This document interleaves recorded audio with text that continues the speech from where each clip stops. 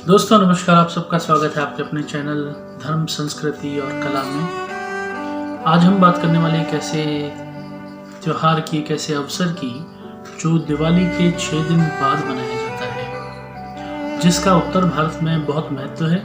और उत्तर पूर्वी भारत में अगर विशेष रूप से हम बात करें बिहार की, उत्तर प्रदेश की और झारखंड की, तो इन राज्यों में इस त्यौहार की विशेष महत्वता है।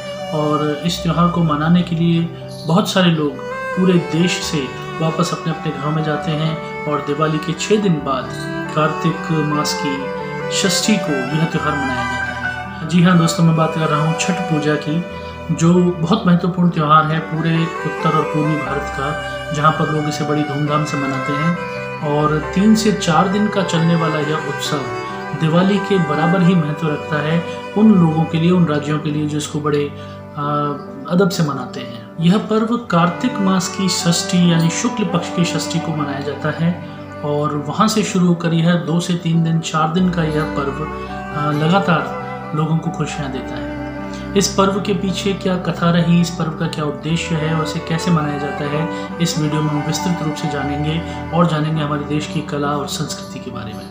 छठ मैया और सूर्य देव की आराधना के लिए मनाया जाने वाला है पर्व, जो कि कार्तिक मास के शुक्ल पक्ष की षष्ठी से मनाया जाता है। इस पर्व में सूर्य देव की बहन जो छठ मैया है उनकी पूजा की जाती है, साथ ही साथ सूर्य को अर्घ दिया जाता है, अर्घ दिया जाता है। और विशेष रूप से यह शायद पहला मौका है जहाँ पर यह अर्घ सूर्य उदय के साथ साथ सूर्यास्त को भी दिया जाता है। जब सूर्यास्त हो रहा होता है उस समय भी ढलते हुए सूरज को अर्घ देना इस पर्व की एक विशिष्टता है।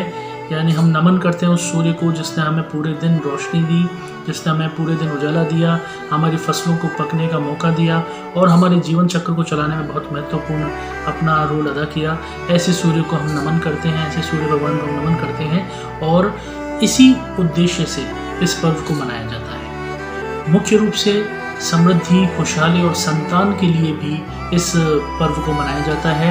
36 घंटे का निर्जल उपवास रखना महिलाओं के लिए बहुत कठिन होता है, लेकिन फिर भी बड़े उल्लास के साथ इस पर्व को इन प्रदेशों में बहुत धूमधाम से मनाया जाता है। पौराणिक कथाओं के अनुसार महाभारत काल से यह व्रत चला आ रहा है। यदि हम बात करें सूर्यपुत्र कर्ण की, तो उन्होंने भी इस परंपरा को शुरू किया था और जल में अर्ध अपने शरीर को रखते हुए, अंदर जल के नदी में रखते हुए सूर्य भगवान को अर्घ देने का उन्होंने कार्यक्रम शुरू किया था। इसी प्रकार द्रौपदी ने भी अपने राजकाज को वापस हासिल करने के लिए इस परंपरा को शुरू किया और आज इतने वर्षों से परंपरा पूरे भारतवर्ष में मनाई जा रही है और लोग अपने अपने सामर्थ्य के अनुसार इस परंपरा का निर्वाह कर रहे हैं। 4 दिन चलने वाला यह पर्व पहले दिन नहाए खाए से शुरू होता है। एक परंपरा है जिसमें पारंपरिक भोजन को बनाया जाता है और उसे प्रसाद के रूप में ग्रहण किया जाता है। इस पहले दिन चावल, कद्दू की सब्जी और चना दाल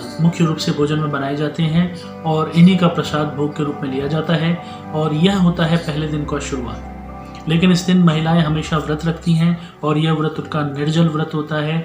ये बहुत कठिन व्रत है जो 36 घंटे तक चलता है। वहीं दूसरे दिन खरना के नाम से इस उल्लास को मनाया जाता है, इस त्यौहार को मनाया जाता है, जहाँ पर लकड़ी के चूल्हे में खीर का प्रसाद बनाया जाता है। यह भी बहुत विशेष दिन है और इस दिन भी व्रत रहता है और लगभग खीर का प्रसाद ही मुख्य भोजन के रूप में इस दिन लिया जाता है और यह विशेष रूप से चूल्हे में बनाया जाता है, जो लकड़ी से आग से जलाकर इसको तैयार किया जाता है। वहीं तीसरे दिन जब सूर्यास्त का समय होता है तो उस दिन नदी या तालाब में जाकर या जल के पास तालाब में, सरोवर में जाकर लोग इस ढलते हुए सूर्य को अर्घ देते हैं और यह होता है तीसरा दिन, जिसे हम षष्ठी पर्व का एक भाग मानते हैं। और जब चौथे दिन हम पहुंचते हैं तो चौथे दिन उसी उदीयमान सूर्य को, उगते हुए सूर्य को फिर से अर्घ दिया जाता है। तो इस तरह से 4 दिन चलने वाला यह पर्व बहुत ही हर्षोल्लास से पूरे भारत में मनाया जाता है। विशेष रूप से बिहार, झारखंड और उत्तर प्रदेश में इसकी मान्यताएं बहुत अधिक है। तो इस प्रकार यह जो पर्व है वो हमारे भारत की संस्कृति को दिखलाता है और हमारे देश को और देशवासियों को एक अपने धर्म के प्रति जोड़ता है।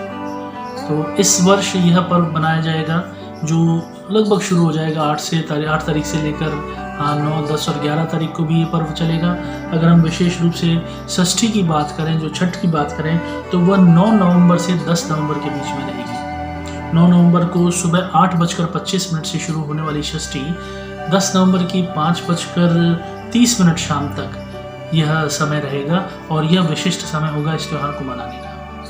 तो आशा है आपको ये जानकारी बहुत पसंद आई होगी और इसी प्रकार की नई नई संस्कृतियाँ, हमारा धर्म और हमारी कलाएं किस प्रकार जारी रहें, यह हम इस चैनल के माध्यम से आप तक पहुंचाते रहेंगे। तो इस चैनल को लाइक और सब्सक्राइब कीजिए और इंतज़ार करिए हमारे नए वीडियो का। धन्यवाद।